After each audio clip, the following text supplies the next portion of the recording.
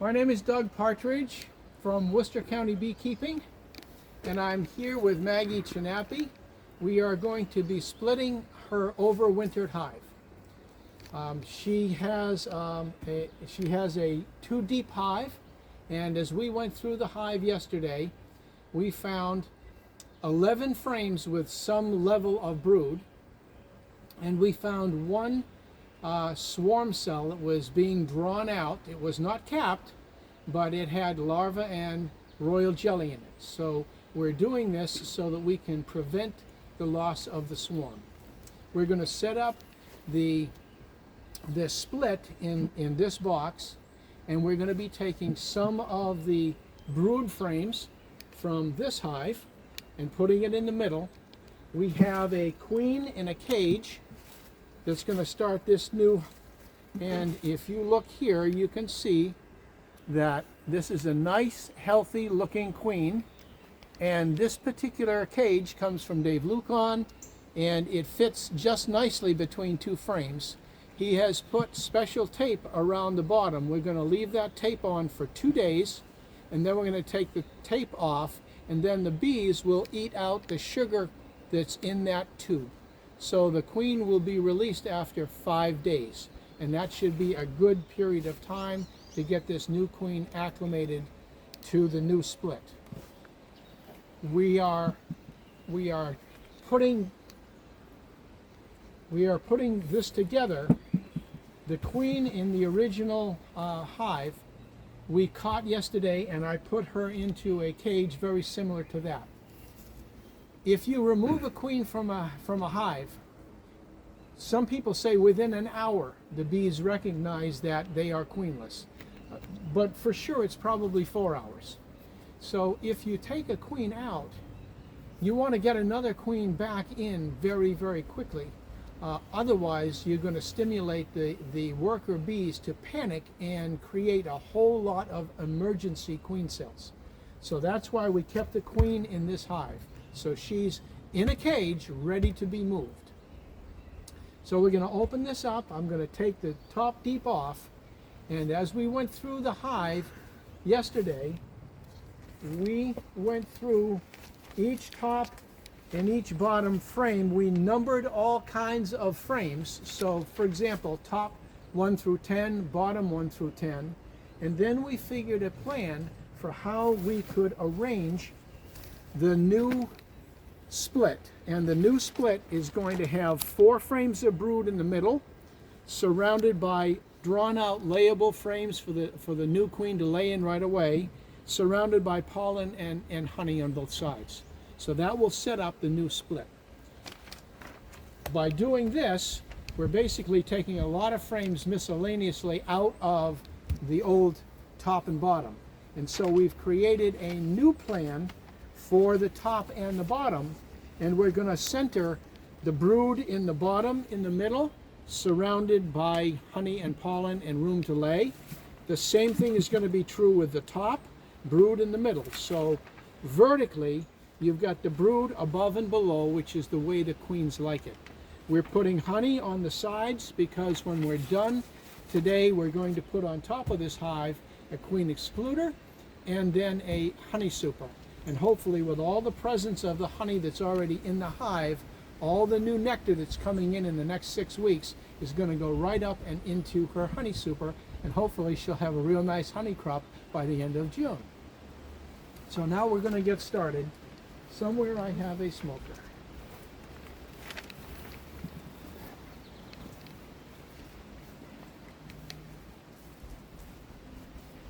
I have my veil right here, and I'll put it on if I need it, but Maggie's bees were very, very gentle yesterday, and so hopefully I won't use it. However, with new beekeepers, I always encourage them to wear gloves and a veil, because getting stung on your face can be very, very uncomfortable. When I open up a hive and take it apart, I like to take the outer cover and turn it upside down kitty corner, so that when I put the top deep on top. The top deep is going to be kitty corner, and that gives the bees plenty of room to fly in and fly out. Normally, when I open a hive, I'm going to look at the bottom of the inner cover to make sure that my queen isn't there, because sometimes queens will go where you don't expect them to. In this case, we have a queen in a cage.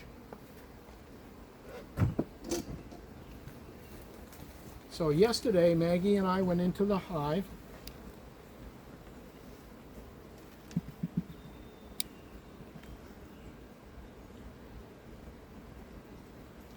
and we captured her queen. I'm going to use a little smoke, just a little bit. And I want to show you the queen that is overwintered.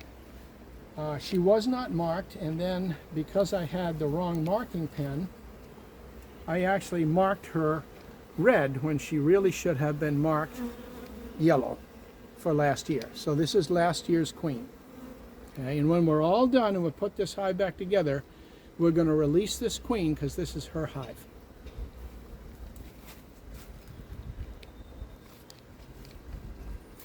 So now I'm going to take the top deep off. When I'm looking for the possibility of a swarm, I'm going to lift the top deep, slide it back a couple of inches, and I'm going to tilt it up. And then I'm going to take my smoke. Maggie, if you could hand me that smoke. And I'm just going to smoke just a little bit here. And Ron, if you could come around and just take a look at this. The reason that we do this is if there's going to be swarm cells, the swarm cells are going to be on the bottom of the upper deep frames. So here is a cup, but there is nothing in that cup. It's just a cup. There's no danger there.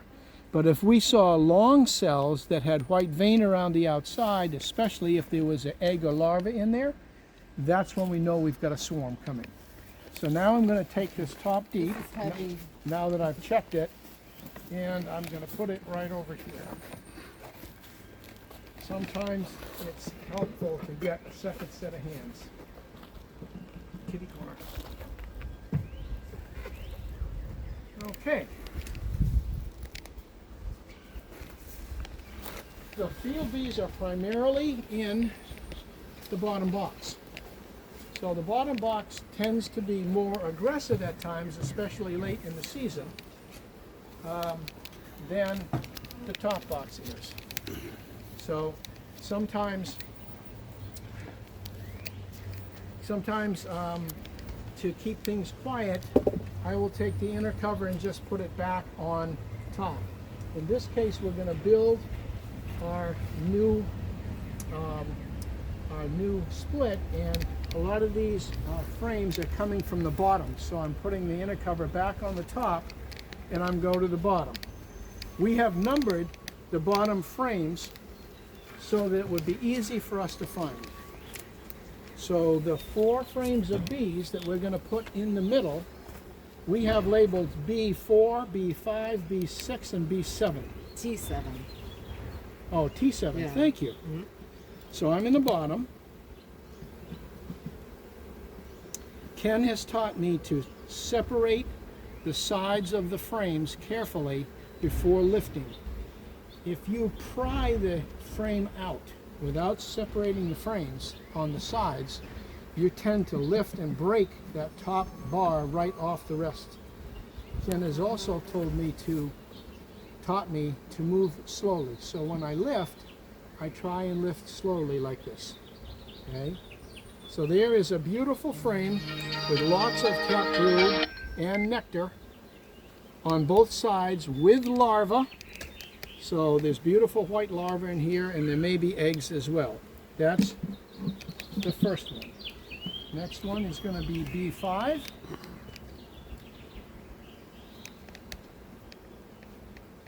And again, we've got cap brood on both sides. So we're going to start this queen with 4 nice frames of bees. And some have larvae and some have eggs. Here we've got, again, more, but there's going to be a little bit of room for her to lay. Okay, that's B up to 6. Takes care of the bottom box. Okay, Now we need T1, T7, and T8. okay.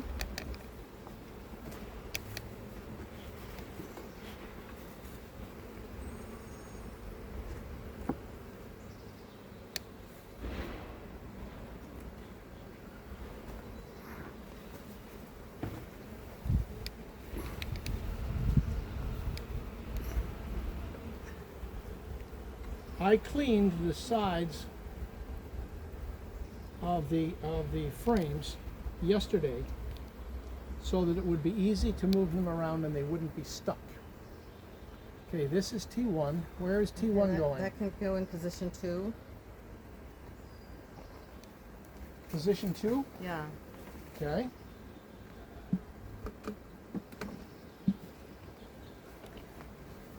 T7 is going in position 7 next to the brood, with the brood.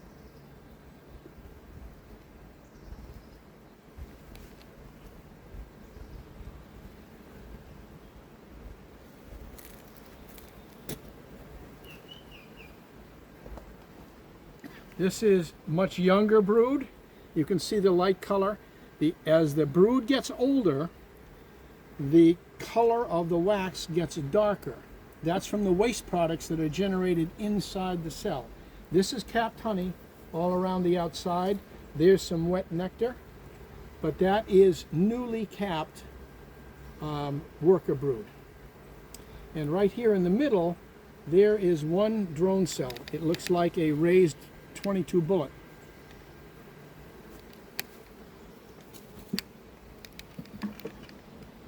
Okay. Do you want to put in the room to lay frames Yes. next? Okay, so that's S3 and S8. Okay. S3. So S3 is got room for her to lay. Where is that going to go? That's going in position 3. Yeah, I gave you the T1 is in 2. Okay, so S3 is in position 3, and then T1 is in position 2. And this is in position 8 on the other side of the brood. Okay, and so this is another one. It's got a little bit of capped honey, but it's got layable space so that that new queen has got place that she can start laying pretty much right away. All right. What are we putting in number 1 spot over here? Number 1 spot is S1. S1. Okay. So S1 is providing this new split with plenty of capped honey.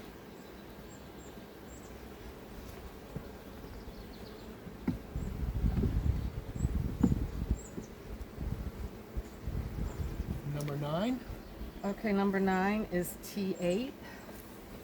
Honey or pollen.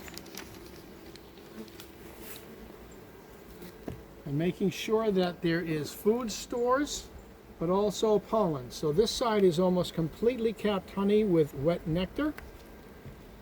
And on this side we have wet nectar, but also some pollen. There's so much pollen available, I'm not really worried about this hive being short on pollen. And now what's going in number 10? S10, which is S10, loaded. which is again loaded with capped honey. These are from last year. So Maggie took she lost one hive over the winter, and she took the frames out and froze them so that there would be no danger with larvae or eggs from wax moth or hive beetles, and then stored them in plastic. So now I have this hive is ready to go except for the queen. I'm going to take this new queen with the tape on the bottom, and I'm going to put her right in the middle between the frames. So we have 4 frames in the middle with brood. So I'm just going to open this up very gently. Okay. On this cage, there's a push pin so it holds it just above the top of the frames. And I'm going to put that right in there like that so that the bees can access and feed that queen through the screen. And then I will tighten this up just a little bit. And this new split is ready to go. So here's the inner cover.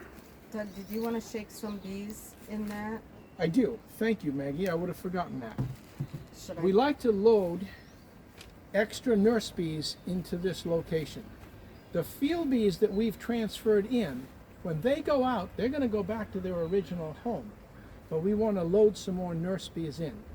So I'm going to take a frame over here that's got brood on it. This is the top one. So where do we have brood in the top?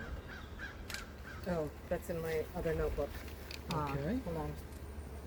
So I'm going to take a frame that has brood, which will have nurse bees, and I'm going to shake it right over here to load some more nurse bees into this hive. That's a little piece of genius from Ken Warchel, but it's a very effective ad when you're doing a split. This is the easiest way to do a split if you can get it before you're going to swarm. You get a new queen. This hive will take off and be really strong by the fall. That's what our goal is. If you're in process of swarming and you've got capped swarm cells, you need to split a different way. And in that case, you would go to the old hive, find the queen, capture her, and take that queen with 4 frames of bees and move her to a new location at least 50 feet away from where this hive is. And then, with what's left in that hive, you could either add a queen like we've just done this morning, or you could let that hive grow up a new queen out of the eggs that are there. Okay, there's cap brood on 4 through 6. Okay. So we should have brood on T4, and there should be nurse cells there. So we've got we've got brood and we've got larvae. So there's going to be nurse cells here, and on this side we've got brood and larvae and eggs. You can see the brood that's right in there. So what this tells me is that on this frame there's bound to be some nurse bees. Nurse bees don't fly.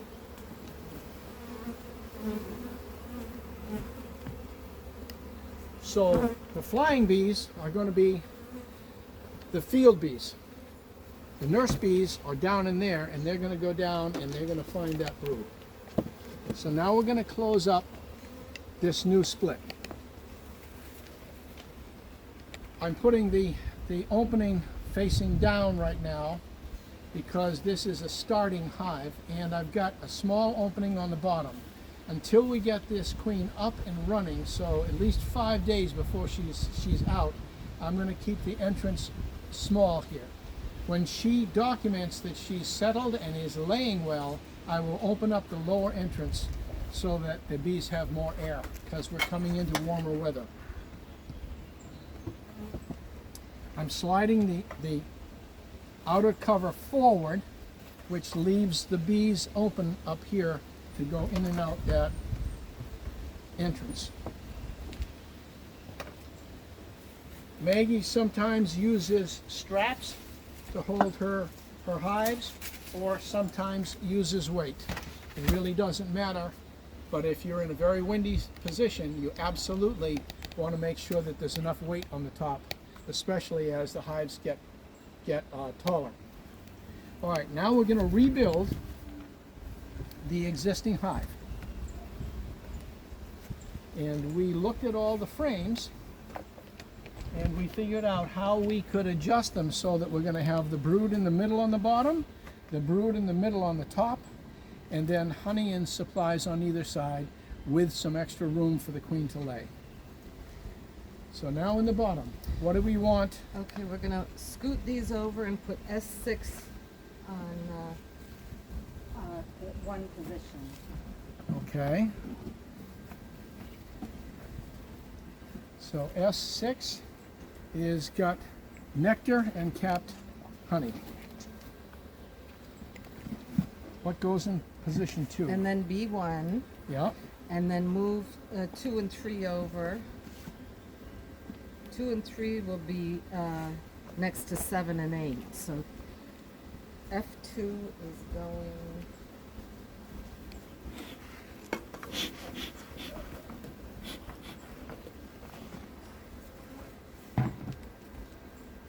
So what is going in position 3? Position 3 is this frame F2. Okay. That has got room for the queen to lay.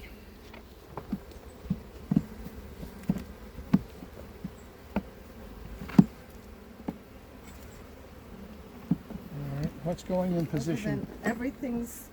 What's going in position 4? These are going to get moved over, and we just have to put one between 8 and 9. So B2 is position 4, B2 is 4, then B3, Okay.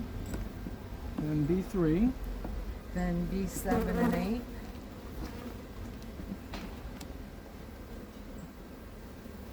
B7, B8. So we have 4 frames of brood in the middle. And room to lay, Okay. F3 goes next. Here's room to lay. Position 9.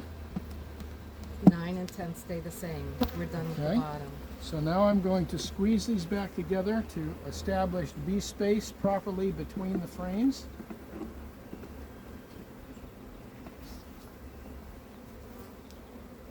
Maybe time for me to put my veil on. Doug, do you want me to clean the honey off that, off the tool? No. Okay. Okay. Now let's build the top. The top is S4 and S5. These two. That goes in position 1. 1 and 2, yeah. Okay.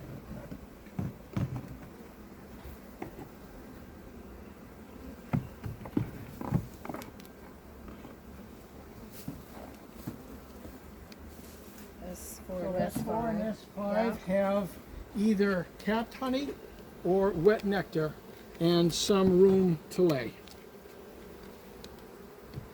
What goes in position 3? F1, room to lay.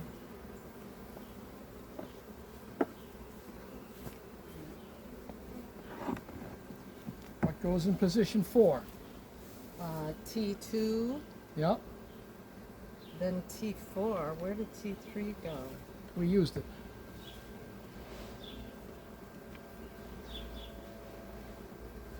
T2, 4, 5, and 6. Is T3 in the other box? Or did we just miss it?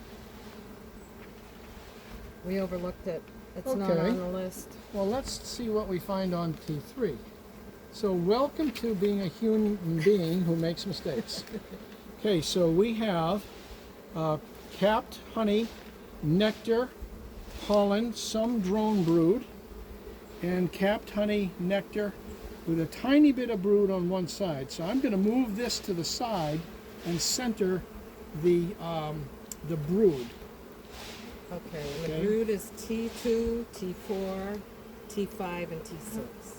T2, T4, T5, and T6. Okay.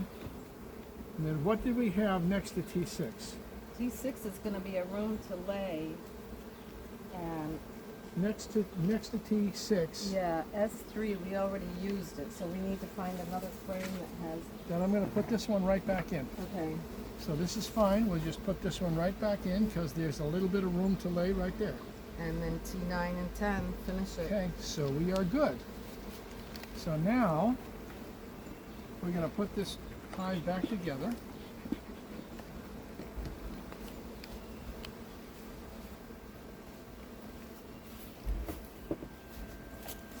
My old shoulders aren't what they used to be. And because of the honey that's in this box, it's probably a good 80 pounds.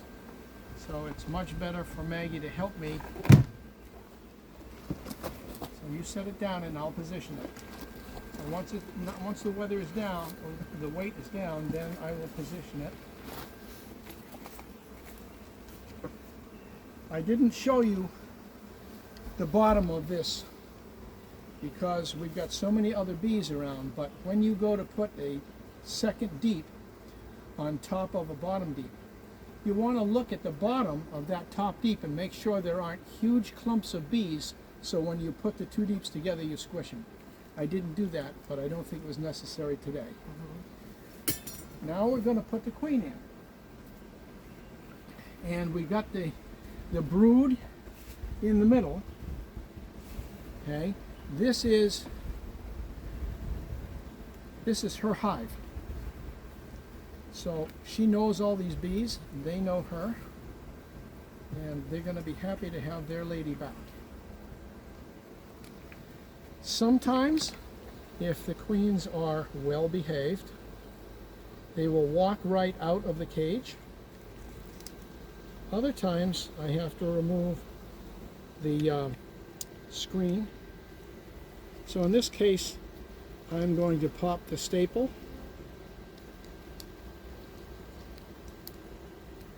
And I'm going to release the queen right onto her frame.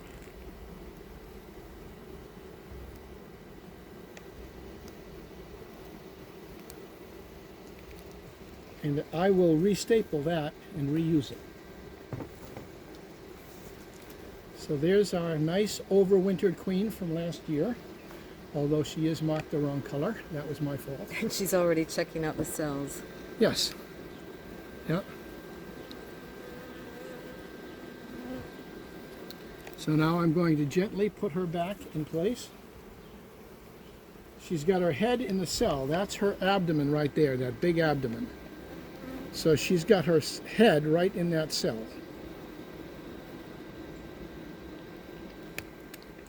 Not sure what she's doing with her head in that cell. She could be checking the cell or she could be drinking nectar. And they're welcoming her. You can see all the bees around her. Those bees are often called the court. They clean her, they take away her waste products, and they feed her.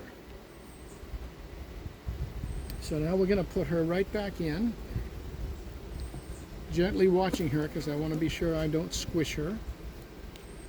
And then I'm going to reestablish bee space between the frames.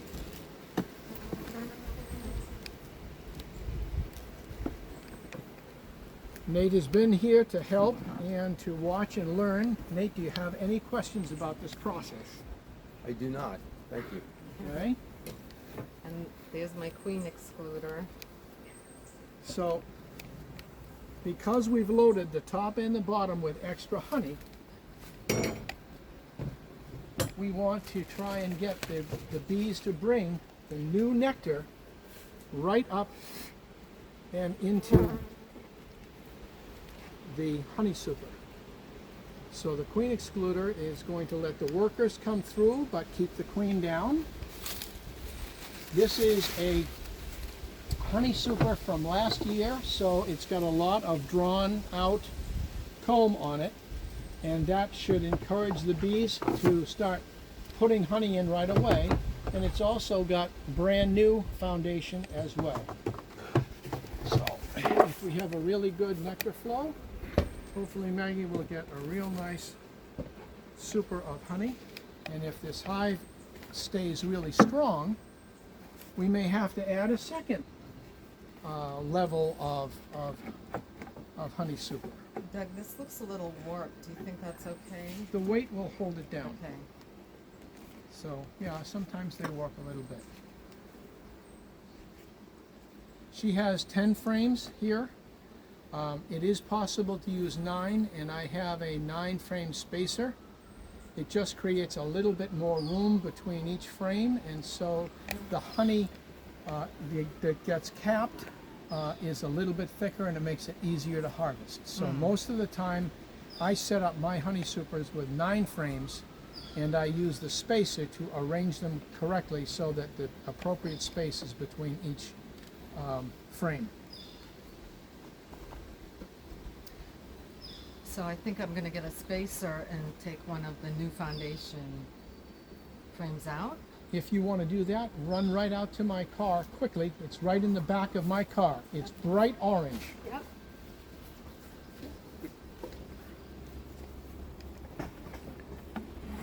So we're going to take out a frame, and she's going to use 9 frames.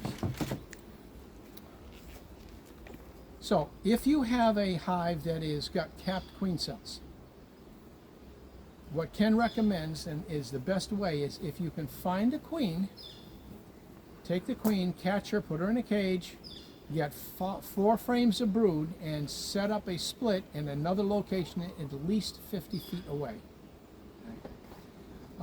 And then with the remaining hive, if you like the genetics of that queen, you can let the remaining hive grow up new queens, and in 7 weeks you should have a new laying queen. If you can't find the queen, it's a little bit harder. So you can do a split by taking out 4 or 5 frames of bees, making sure the queen is not on those 4 or 5, and set that as a split, just like we did here with a new queen. And when you've removed 4 or 5 frames of brood out of a hive that is about to swarm, and you've gone through and taken out every swarm cell you can find, when you put it all back together and start it up, most of the time those changes will stop the swarm from happening. Doesn't happen every time. Sometimes the swarms are inevitable, but that's a really good way to try and prevent a swarm. This is a 9 frame spacer, and so it simply allows me to space properly all 9. So I just put them in, and this is allowing me to give the right space between 9 frames. Since there's no brood up here, we don't have to maintain bee space, and the bees will build comb that is bigger and thicker, and it makes it much easier to harvest the honey.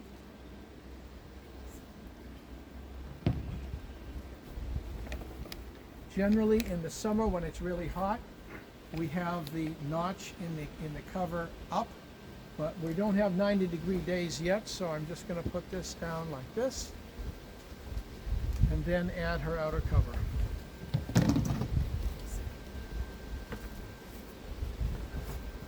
So I think we are pretty much wrapped up.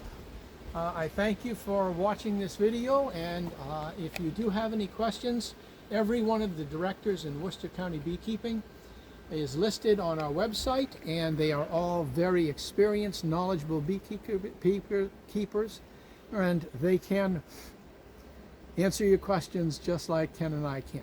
Thank you very much.